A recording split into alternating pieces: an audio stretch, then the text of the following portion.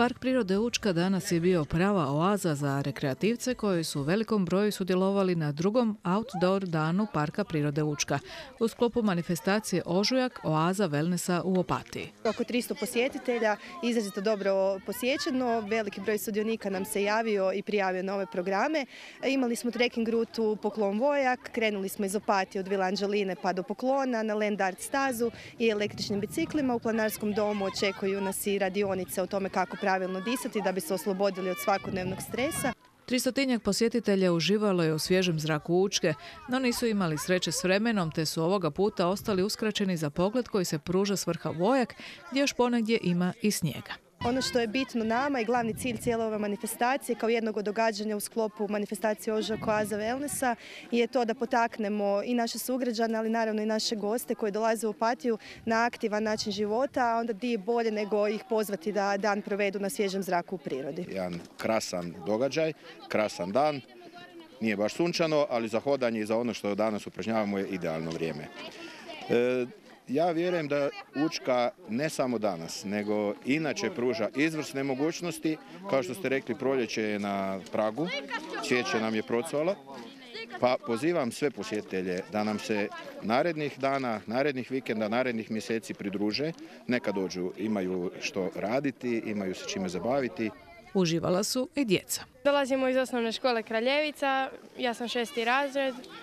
I kako je izgledao vaš današnji dan? Evo sad ste stigli konačno na vrhu Vojak. Pa bilo je naporno, ali lijepo. Jesi li prvi put na Učki? Da. Meni je bilo super i naporno, ali isplatilo se doći. Jesi li ti isto prvi put na Učki? Da. Hoćeš li ovo ponoviti možda sa svojim roditeljima? Možda. Bila sam planinarila, ali nisam došla do skroz gore. Bili smo malo niže, ali nismo došli skroz gore. I kako ti se sad čini kad si na vrhu? Pa super, za razliku koliko smo imali malih poteškoća uz led i mislim super je to. Jeste li išli po šumi ili po cesti? Išli smo po šumi. Učka obiluje biljnim i životinjskim svijetom. Na ovom vršnom dijelu imamo jednu izuzetno rijetku životinju, to je salamandra atra, crni daždevnjak koji je također čisto alpska vrsta. Grupa planinara rekreativaca koja je u 9 sati krenula iz Opatije pješice prema Poklonu stigla je oko 14 sati na odredište.